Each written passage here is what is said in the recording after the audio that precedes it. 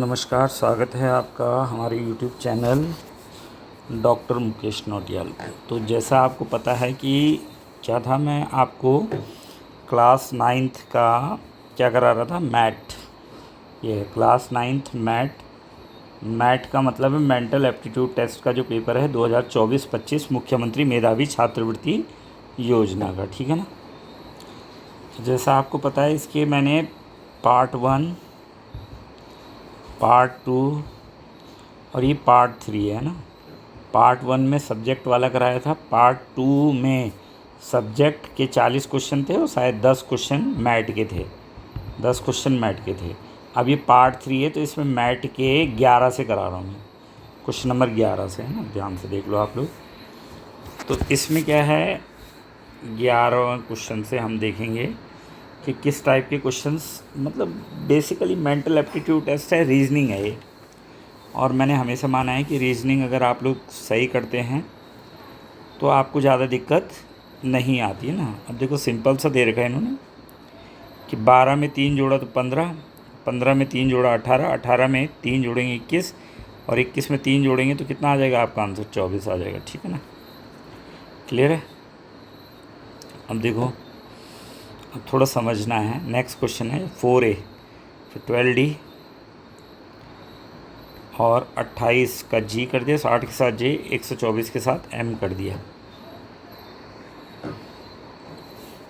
तो देखो कितना दे रखा है, 4, पहले नंबर को सॉल्व कर लो। 4, 12, 28, 60 और 124 है ना।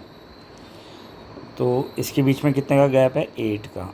और 12 और 28 के बीच में कितने का गैप है, 16 का। 16 और ये 10 में से 8 के 2, ये 32 का गैप है।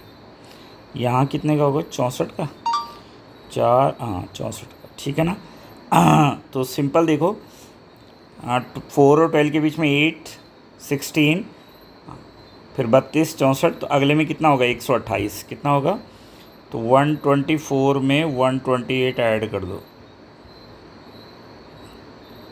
तो आएगा 252। तो एक ही ऑप्शन में है 252, तो ये आंसर हो जाएगा। अब इसके साथ नंबर भी चेक करना है। तो देखो, ए के बाद क्या हुआ, बी सी को छोड़ा डी आया, डी के बाद ई एफ को छोड़ा तो जी आया, जी के बाद एच आई को छोड़ा तो जे आया, जे के बाद के एल को छोड़ा तो एम आया, ठीक है ना। एम के बाद एन ओ को छोड़ दो तो क्या आ जाएगा, पी आ जाएगा। क्या आ जाएगा, पी। तो यानी 252 तो नंबर आएगा और पी क्या आएगा, अल्फ़ाबेट आएगा, ठीक है ना। नेक्स्ट क्वेश्चन देखो, 1, 2, 6, देखो 1 है समझो, और फिर 2 हुआ, फिर 6 हो गया, फिर 24, 120। तो देखो 1 फैक्टोरियल की वैल्यू 1 ही होती है। 2 फैक्टोरियल की वैल्यू कितनी होती है, 2 इंटू 1। फैक्टोरियल जानते हो, फैक्टोरियल होता है जैसे 2 फैक्टोरियल है तो 2 इंटू 1, अभी बता रहा हूँ। फिर अगर 3 फैक्टोरियल है तो ऐसा होता है, देखो 3 फैक्टोरियल को कहाँ तक खोल सकते हैं हम, 3 से 1 माइनस करोगे तो 2, और 2 से 1 माइनस करोगे तो 1, 1 पे जाके ख़त्म हो जाता है। तो 3 2 जा 6 आ गए ना, तो 6 है। फिर 4 फैक्टोरियल की वैल्यू देखो क्या होती है, बताओ। 4 होगा, 3 होगा, 2 होगा और 1 होगा। तो देखो 4 3 जा 12, 24, 1 पे रुक जाता है ना, 24। फिर 5 फैक्टोरियल की वैल्यू कितनी होती है, 5 4 3 2 1, 5 4 जा 20, 23 जा 60, 120, कितना हो जाएगा, 1। तो अब कितना आना चाहिए, 6 फैक्टोरियल आना चाहिए, 6 5 4 3 2 1। अब देखो 5 4 3 2 1 कितना आया था, 120 आया था ना, अभी इंटू करके 120 इंटू 6, तो 6 0 की 0, 6 2 जा 12 और 6 1 जा 6, 720। तो आंसर क्या आ जाएगा आपका, 720 आ जाएगा। तो अच्छे क्वेश्चंस होते हैं, थोड़ा सा दिमाग लगाना पड़ता है।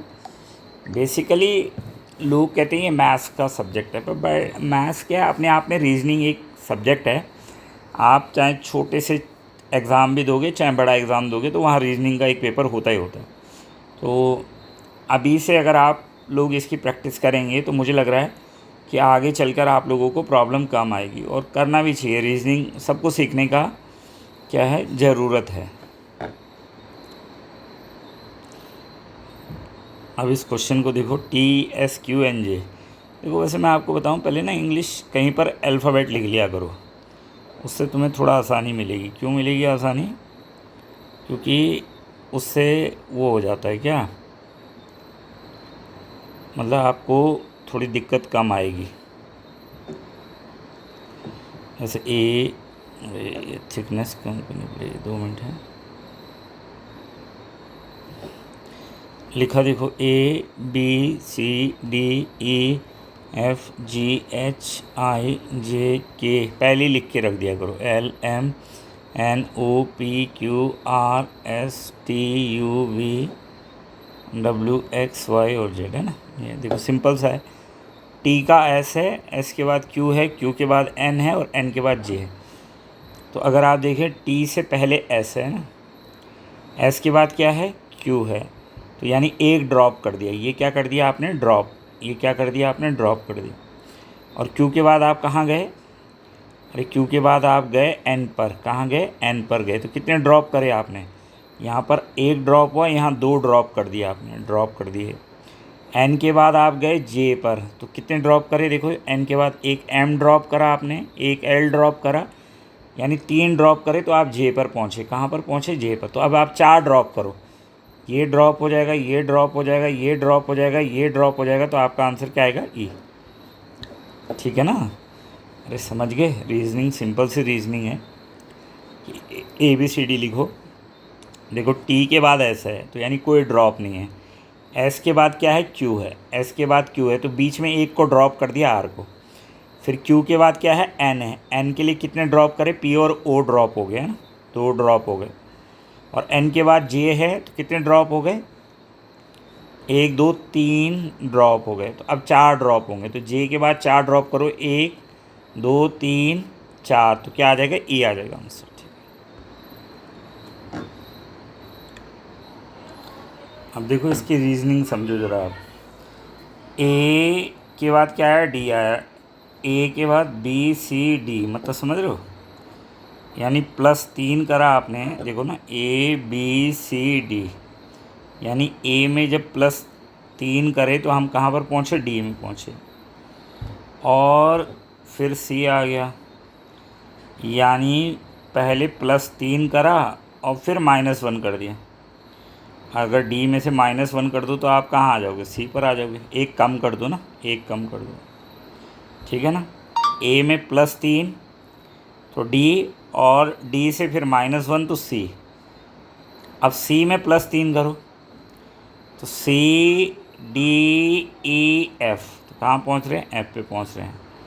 तो अब एफ से एक माइनस करो, एफ से एक माइनस करो तो कहाँ पर पहुँच जाओगे, ई पर पहुँच जाओगे। कहाँ पर पहुँच जाओगे, तो आपका आंसर क्या होगा, ई होगा।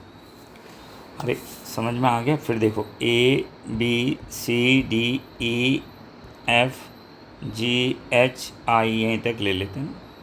तो देखो ए से कहाँ गए आप, पहले ए से गए आप डी पर, और डी से कहाँ आए, सी पर आए। यही है ना पैटर्न।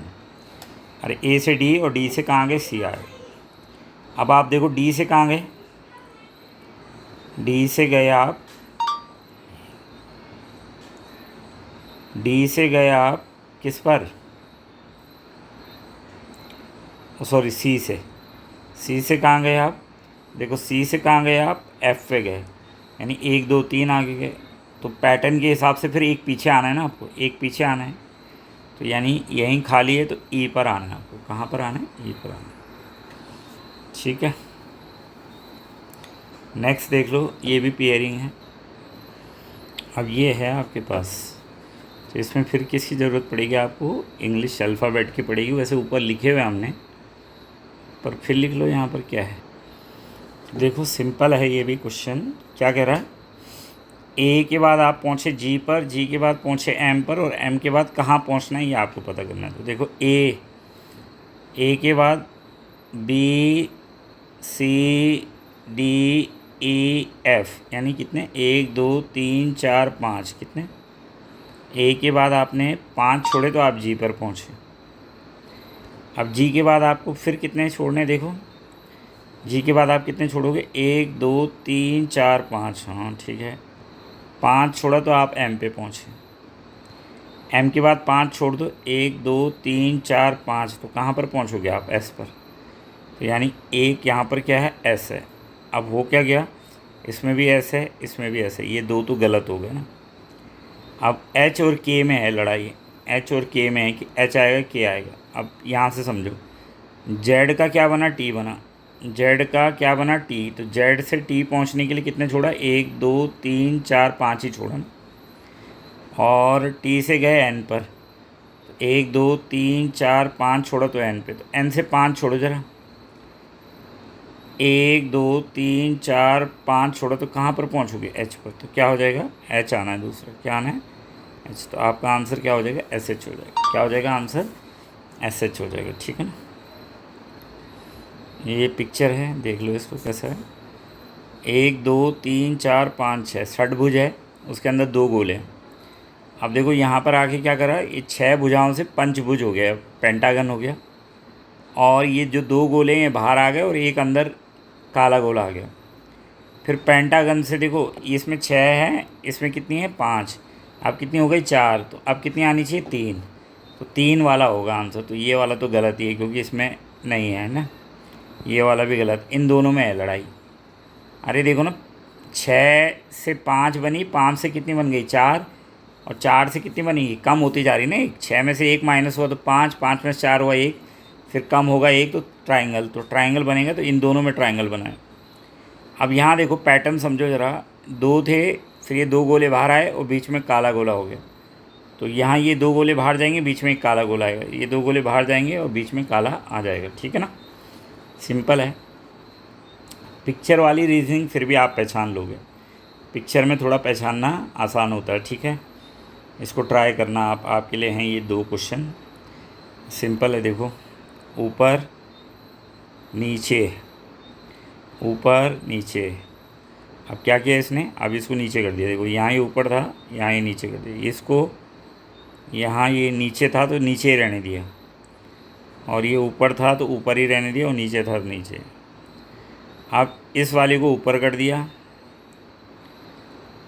यानी इस वाले को तो ऊपर कर दिया, और नीचे वाले को भी ऊपर कर दिया, है ना। और बाकी 2 में कोई बदलाव नहीं किया, बाकी 2 में कोई बदलाव नहीं किया। तो तीसरे वाले में ये 2 तो बदलाव होंगे होंगे। तीसरे वाले में क्या होगा? तीसरे वाले में, ठीक है ना।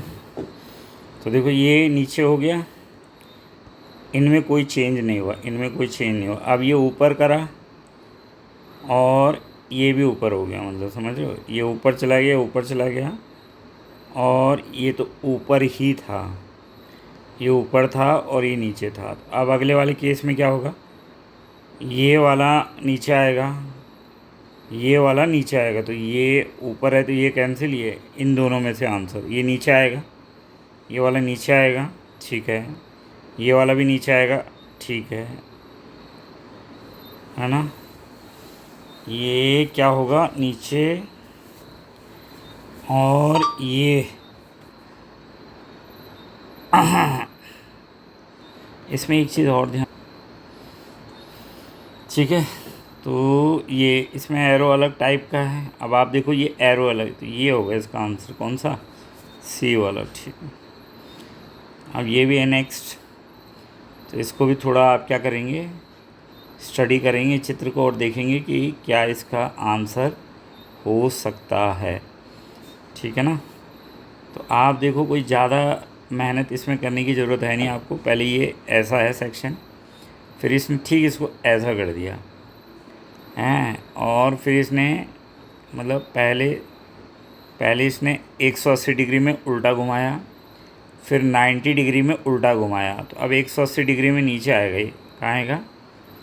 180 डिग्री में नीचे आएगा, यहाँ ना नीचे आएगा, और ये हो जाएगा इसका आंसर। अब अगला क्वेश्चन देखिए, निम्नलिखित प्रश्नों में 4 पद दिए जिनमें से एक अलग है, उसको आइडेंटिफाई करना है आपको। भिन्न पद को देखो, 9 है, 11, 13 और 17। तो 11 कैसा नंबर है? प्राइम नंबर है, अभाज्य है ना। 13 भी कैसा है? अभाज्य है। और 17 भी कैसा है, अभाज्य है यानी प्राइम। अरे 11 के फैक्टर करोगे तो 1 और 11, 13 के फैक्टर करोगे तो 1 और 13, 17 के फैक्टर करोगे 1 और 7, 9 के फैक्टर करोगे 1, 3 और 9। तो ये प्राइम नंबर है, अभाज्य संख्या है। तो ये है, इसमें अलग कौन है, 9 अलग है क्योंकि ये प्राइम नंबर है, ये नहीं है प्राइम नंबर। या इस तरीके से भी कर देखो, 3 का स्क्वायर 9 और √11 का स्क्वायर, √13 का स्क्वायर और √17 का स्क्वायर। तो देखो ये सब स्क्वायर रूट वाले स्क्वायर हैं, ये पूर्ण संख्या का स्क्वायर, तो यही है, इनमें अलग है ना। अब देखो 125, 64, 8 का स्क्वायर करते हैं 64, 12 का करते हैं तो कितना आएगा, 12 का स्क्वायर करते हैं तो कितना आएगा 144, और ये है 27 और ये है 125 है ना। तो अब क्या होगा अलग, तो ये क्या होगा, 5 पने 25 पंजे 125 है ना। 64, 8 का स्क्वायर ये भी होता है 4 4 जा 16, 4 जा 64 है ना। 144 बनता है 3 बार इंटू करके किसी को। 27 बनता है 3 3 जा 9, 3 जा 27, यानी ये 3 का क्यूब, ये 4 का क्यूब और ये 5 का क्यूब।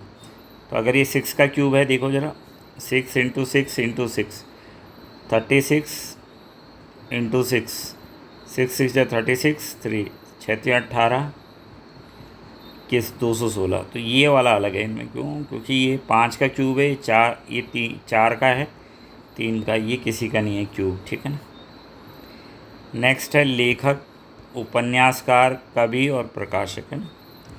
लेखक भी लिखता है, उपन्यासकार भी लिखता है और कवि भी लिखता है, लेकिन प्रकाशक क्या करता है, छापता है। प्रकाशक क्या करता है, जो लेखक लिख के देगा उसको भी प्रकाशक छापेगा, उपन्यास को भी प्रकाशक छापेगा, और कवि जो कविताएं लिखेगा कवि, उसको भी प्रकाशक छापेगा।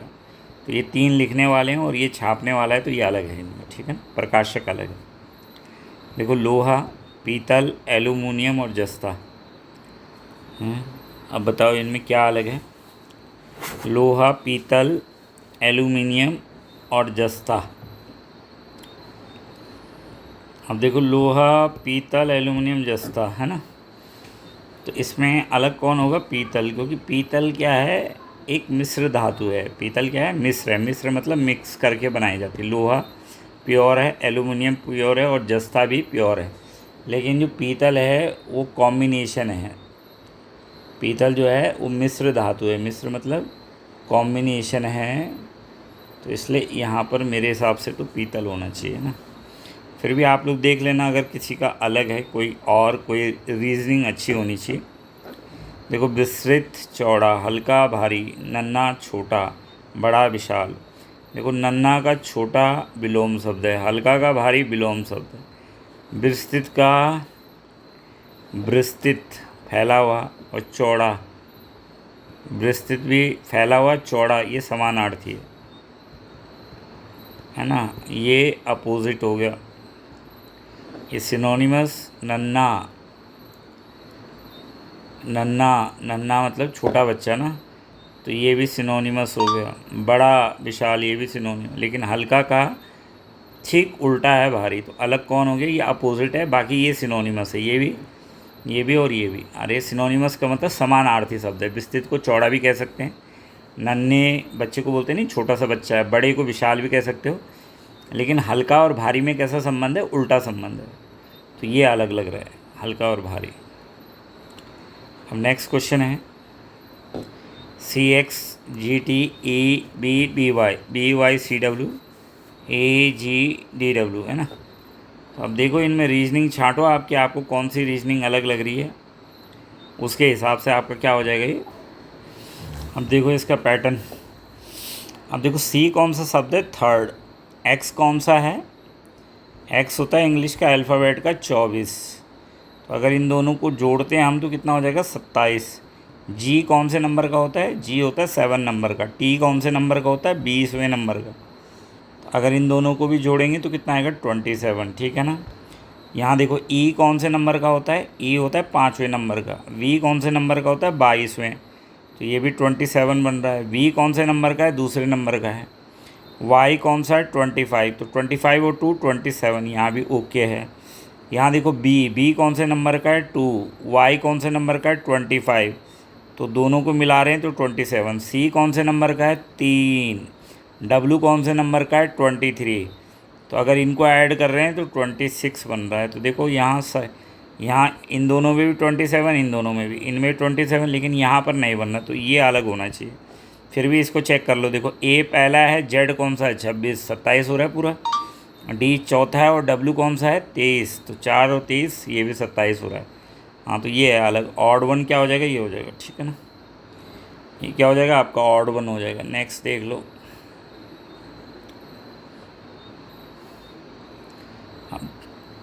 अब देखो ए के बाद बी के बाद सी डी ई, 3 छोड़े फिर एफ, और एफ के बाद जी। बी के बाद सी के बाद डी ई एफ, 3 छोड़े फिर जी, और जी के बाद एच आई के बाद जे के एल छोड़ा, 3 छोड़े फिर एम एन,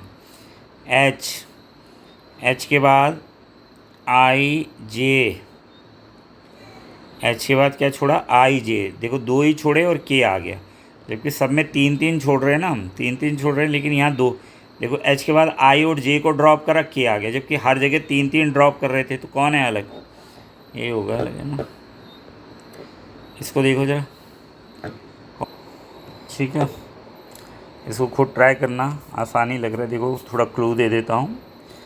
एक आकृति रेखाखंड से नहीं बनी है ना, ट्राई करो जरा, आसान सा क्वेश्चन है। 28 या आप खुद करोगे, 28 29 करना, ये डायग्राम वाले हैं ना। देखो 1 फिर 2 हो गया, फिर 3 हो गया, फिर यहाँ ऐसा हो गया, तो इनमें अलग कौन है ये देखना है आपको।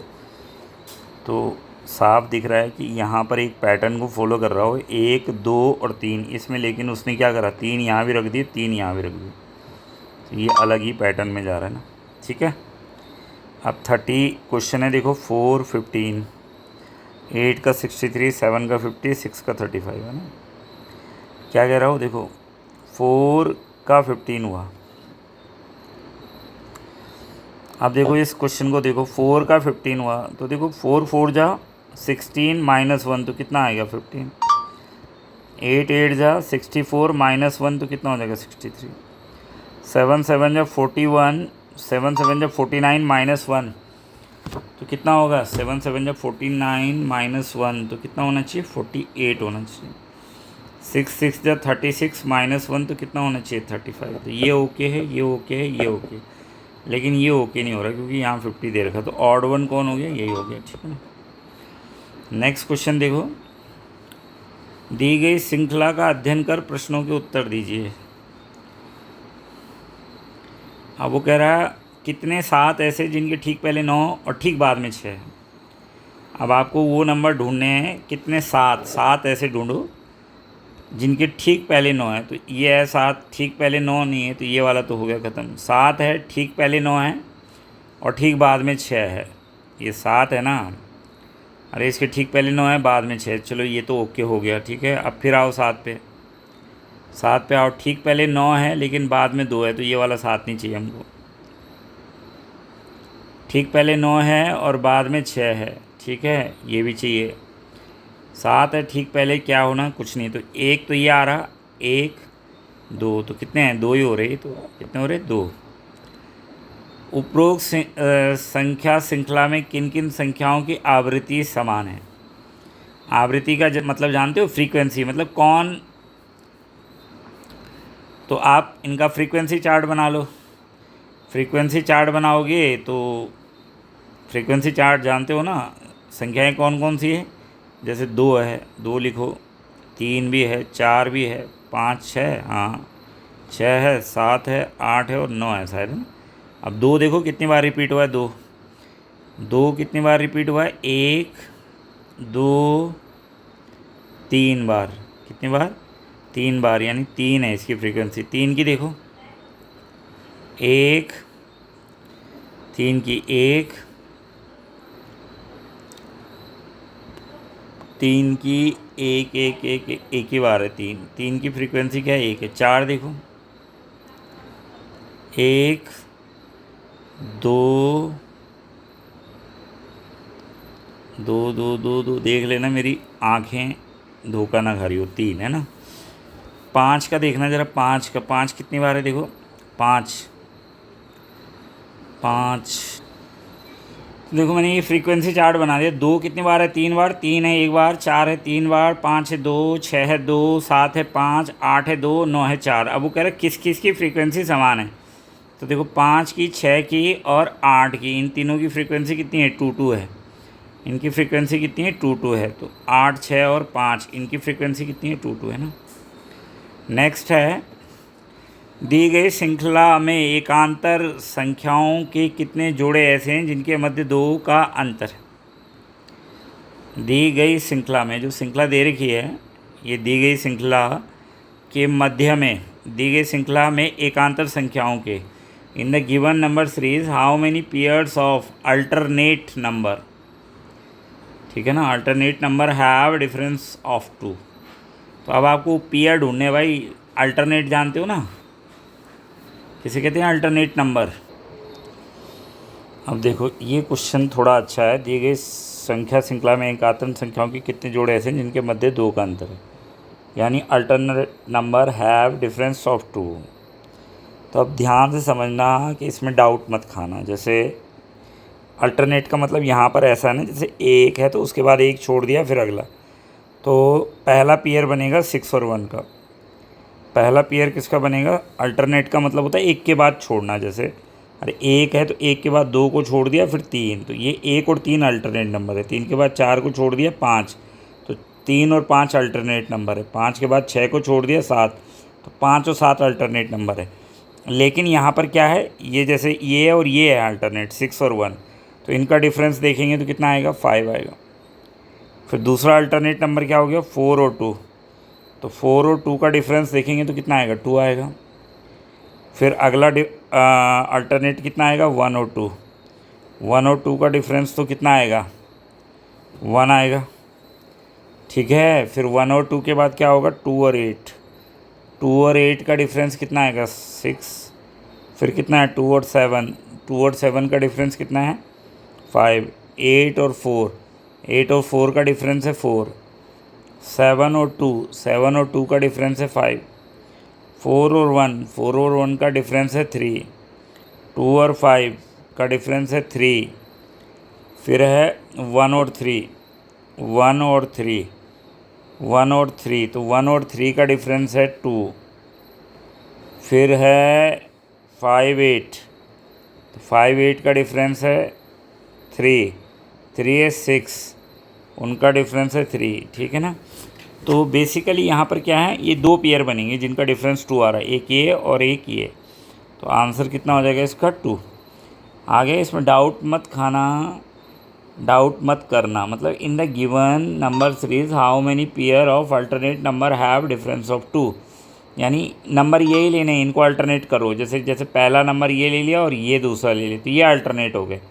अब कई बच्चे ऐसा समझ रहे हैं कि जैसे 4 और 6 अल्टरनेट है, 4 5 6 ना, तो ये अल्टरनेट है। नहीं, ऐसा नहीं, सीरीज़ के अकॉर्डिंग लेना अल्टरनेट। जैसे ये पहला, फिर एक छोड़ दो, एक छोड़ दिया ये, तो एक जोड़ा ये बन गया अल्टरनेट का क्या? 6, 1, तो इनका डिफरेंस कितना आ गया? 5, 6 हो गया। फिर आप 4 से उठाओ, तो 4 का अल्टरनेट कौन है? यहाँ पर 2 है। 4 का अल्टरनेट कौन है? 2। 4 के बाद एक को छोड़ोगे ना, 1 को, तो 4 का अल्टरनेट 2 है।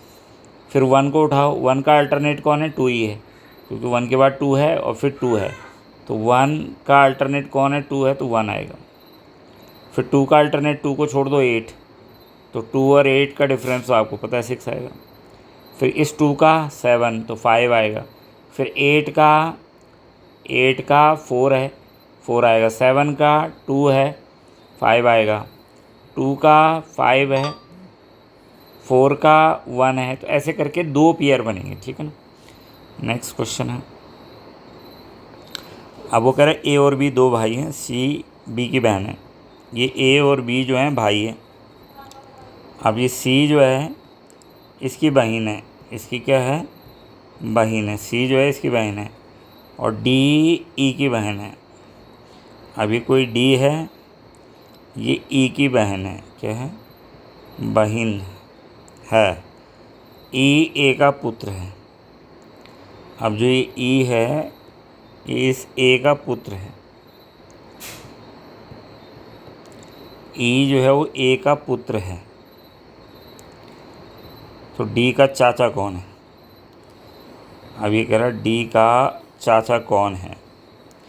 तो ये ई ए का पुत्र है, तो यानी ए पापा हो गए, पुत्र हो गया। और ए और बी क्या हैं? ए और बी दो भाई हैं। ए और बी क्या हैं? दोनों भाई हैं।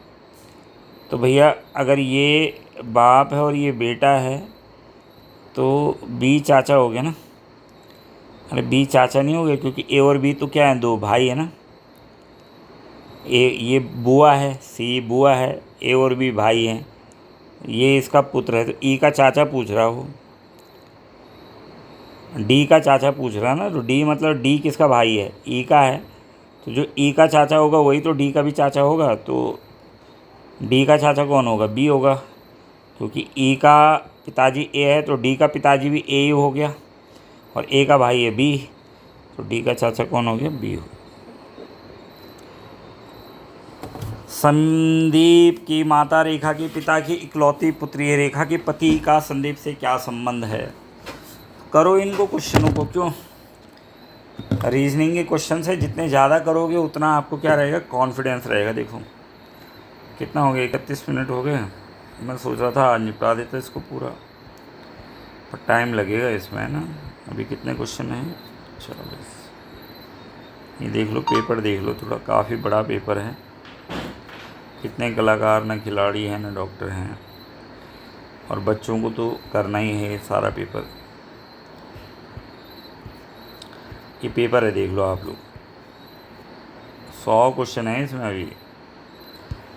तो मुझे लग रहा है कि आज इतना रहने दें, कल बता दूंगा बाकी कितना रह गया। देखो आप लोग बताना, नहीं तो पेपर मेरे से ले लेना ना। पेपर मुझे कमेंट करना, मैं दे दूंगा आप लोगों को पेपर ना। करते रहो, इसको प्रैक्टिस करनी पड़ेगी। जैसे ये है, देखो संदीप की माता रेखा के पिता की इकलौती पुत्री है। अब देखो क्या है क्वेश्चन। संदीप की माता रेखा के पिता की इकलौती पुत्री है। जो संदीप है उसकी जो माता है वो रेखा के पिता की, रेखा के पिता, जो रेखा का पिता होगा उसकी इकलौती पुत्री है। ठीक है, संदीप की जो माँ है, लेकिन नाम नहीं है तुम्हें पता कि संदीप की माँ है कौन है। तो रेखा के पिता की इकलौती। रेखा के पति का संदीप से क्या संबंध होगा? तो रेखा के पति का संदीप से क्या संबंध होगा? तो क्या होगा? वो संदीप का पिताजी होगा, क्योंकि इसमें और कोई कैरेक्टर दे ही नहीं रखा। तो इसका मतलब जो रेखा का पति होगा वो संदीप का क्या होना चाहिए? पिता होना चाहिए। क्या होना चाहिए? पिता। तो इसका आंसर आएगा पिता, है ना। ठीक है, अब 1-2 खुद करना है इसमें ना। नेक्स्ट देखो, अब ये कुछ डायरेक्शन वाले भी बताता हूँ। अब ये समझो इसको, ईस्ट, वेस्ट, नॉर्थ और साउथ, है ना, ये ऐसे बनता है। देखो क्या कह रहा है, लक्ष्मण अपने घर से उत्तर दिशा में 15 किलोमीटर चला। अब लक्ष्मण ने क्या करा, अपने घर से उत्तर, ये उत्तर दिशा है, कितना चला वो? मान लो 15 किलोमीटर, ये 15 किलोमीटर मान लेते हैं, 15 किलोमीटर चला। तब वह पश्चिम की ओर मुड़ गया। ये पूरब है, ये पश्चिम है, इसको पूरब बोलते हैं। ये पश्चिम, ये उत्तर और ये दक्षिण, है ना। अब पहले वो 15 किलोमीटर उत्तर की ओर चला, तब वो पश्चिम की ओर मुड़ गया। तो पश्चिम मतलब वेस्ट की ओर मुड़ गया। 10 किलोमीटर चला, तब वह पश्चिम की ओर मुड़कर 10 किलोमीटर चला। अब वो 10 किलोमीटर इधर चल गया भाई, 10 किलोमीटर इधर को चल गया। तत्पश्चात वह दक्षिण की ओर मुड़ गया। अब वो फिर दक्षिण की ओर मुड़ा और सिर्फ कितना चला? 5 किलोमीटर। कितना चला? 5 किलोमीटर चला। अंत में वह पूरब दिशा में मुड़कर, अब वो कहाँ की ओर मुड़ गया? पूरब दिशा में मुड़कर 10 किलोमीटर चला। अब वो कहाँ चला? 10 किलोमीटर चला। पूरब दिशा में कितना चला? 10 किलोमीटर। वह अपने घर से किस दिशा में है? अब आपको ये बताना है कि वो अपने घर से किस दिशा में है। तो लक्ष्मण अपने घर से उत्तर दिशा में 15 किलोमीटर चला था, 15 किलोमीटर चला था और यहाँ पर पहुँच गया। तो कहाँ है वो? उत्तरी दिशा में है वो। क्यों? अपने घर से किस दिशा में हो? यहीं पर, तो यहाँ पर है ना वो। तो ये उत्तरी की दिशा तो है, ये पूरब है, ये पश्चिम है, ये उत्तर है और ये दक्षिण है। तो उत्तर की दिशा में है।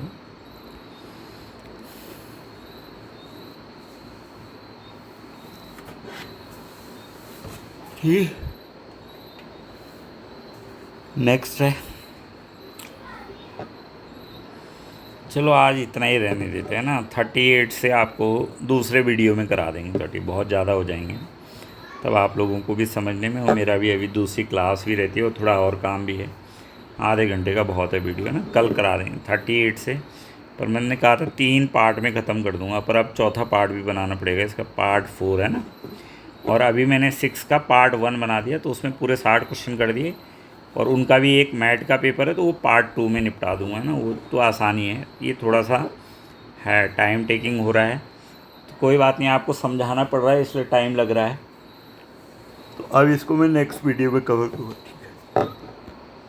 थैंक यू, आज के लिए इतना ही बहुत है।